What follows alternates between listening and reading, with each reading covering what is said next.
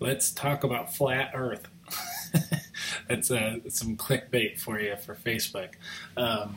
Knew it'd get you to watch though. See, I've been paying attention to how BuzzFeed works and how they can get a bunch of people to watch their horrible propaganda videos. Anyway, it's funny. I could have approached this like a Facebook Live kind of thing and pretended like somebody actually asked me the question where like, what do you think about flat Earth?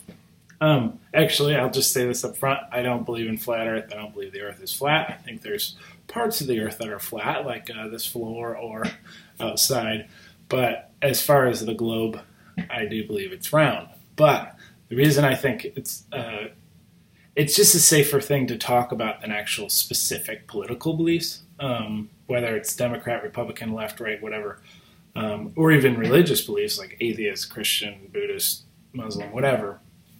I think I want to talk about the approach to the opposing belief. And I think that flat Earth is where I'm going to lose the least amount of you because anytime I even bring up the word Republican or Democrat in a negative or positive way, I actually lose friends on Facebook. And not that I care to lose friends, but it's very interesting how much people don't want to hear about the other side. And that's why I think it's important to talk about flat Earth. I don't like saying that. That sounds weird to say. It's not important to talk about flat Earth, but the approach to the opposing belief is what I think is important. I think this is a good. It's analogous about the approach of the opposing belief. And so anyway, I watched a 30-minute documentary on the best arguments for flat Earth. I was curious. I was fascinated, and there was a lot of things that were actually less idiotic than the quick 1-minute videos where a guy has a lemon and pours water on it.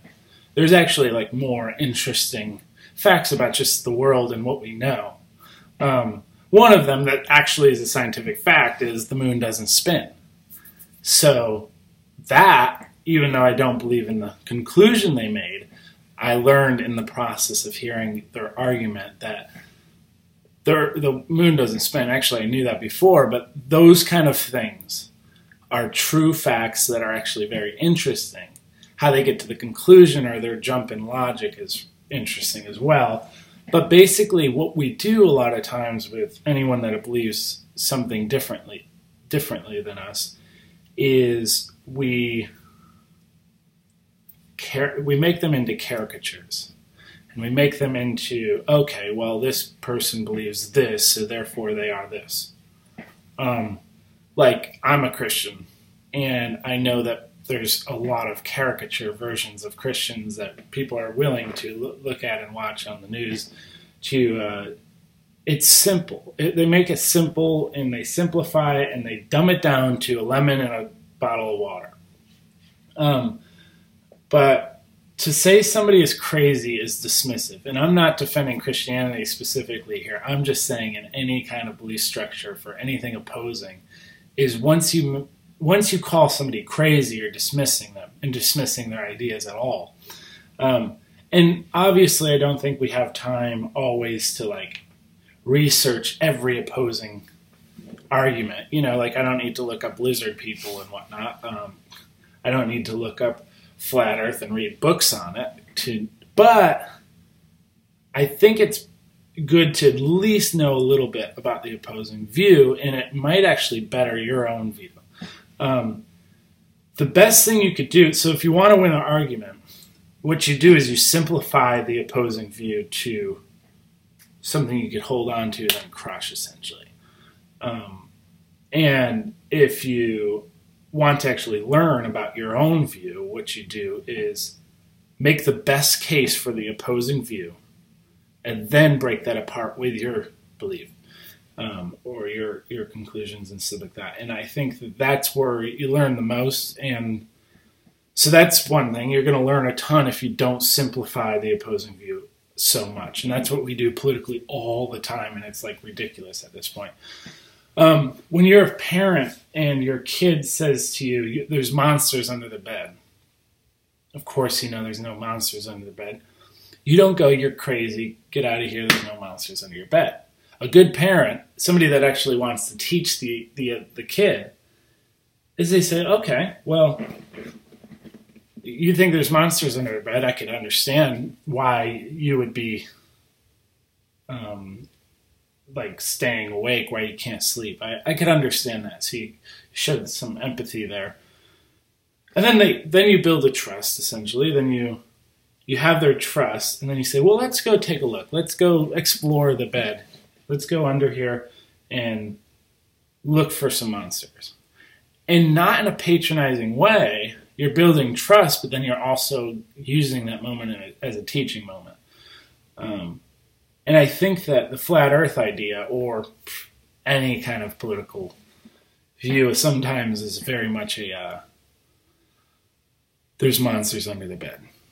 And it's like, okay, well, man, I could see if you believe that there's monsters under the bed, why you would vote the way you did. Essentially, if you think that this person is Hitler, if you think this person is the worst human being in the world, I could see why you voted the other way. Now let's see how you got to that conclusion. And actually, they might be right. Actually, good chances they are right. Anyway, I'm trying to tiptoe away from politics as much as I can. But anyway, if you have figured out the whole world and you figured out what's right and what's wrong and what's true about how the world works and everything like that, and then you meet somebody that believes in flat earth, well, first off, you could say you're crazy, or you could actually teach them. IQ is a real thing, and we all fall in a different spectrum of IQ. And if you believe that, like truly believe that in a non-arrogant way, well, first off, 10% of people fall into 70 to 80% in the IQ test. That makes sense on when you're driving. When I'm driving in Atlanta, I just go, okay, well, this person might not understand a few things about spatial awareness or something like that. So then you kind of like relax a little bit because you're not expecting a square peg to fit into a round hole, essentially. So I know I'm just rambling. Anyway, so IQ is a real thing, and if you happen to be like a 7 and somebody's a 6, then it's your job to teach the 6, not just dismiss them and say, well, you're not at my level. You should get to my level on your own, and then we could talk. No, you know what? If you're a 6, you're a leader to the 5s, and lead them. And if you deny your leadership position, which a lot of people do with false humility, is they say, well, I'm not a leader, so I'm not going to blah, blah, blah. But if they are a leader and they deny that, they're just a bad leader. It's not like they're stepping out of a leadership role. They're actually just becoming a bad leader. And I think about the Pied Piper. I mean, he led rats into the water, which was a good leader for that story. And then he also led children into the water and drowned them. And so if you're a leader and you're denying it, you're just leading people into the river and drowning them. And that's what happens a lot. And I think that if you are just dismissive and just whatever, like use those things as a teaching moment and build trust with people. I'll end with something. So I do not claim that I'm a Republican or a Democrat. I think that there's some things on both sides that are great, and then I also think there's some things on both sides that are actually like bad. And I think far left and far right are really like. So this is as political as I'll get. But anyway, I was riding my bike yesterday and I saw a bumper sticker that said, "My dog is a Democrat." And as somebody that likes to come up with jokes, I suppose, I was thinking, so the dog must take craps in places and expect other people to pick it up. So that was like, oh, that's funny. And then I was like, well, I'm not going to tweet that because the Democrats are going to get mad about that. And then I was like, well, I have to be able to come up with a joke on the other side if the bumper sticker was "My dog is Republican." And I was thinking, well, it doesn't get along with dogs that aren't purebred. So basically, I think that, well, first off, jokes are a way of understanding something. And if you can't make joke about your own side and the opposing side, then you actually don't understand both sides that well. So I think it's good to understand both sides. You can actually, and if you want to make fun of them, if you want to make fun of flat earthers, do more research and you'll come up with better jokes. Anyway, I'll probably make more of these videos where I just ramble and verbally process. Peace.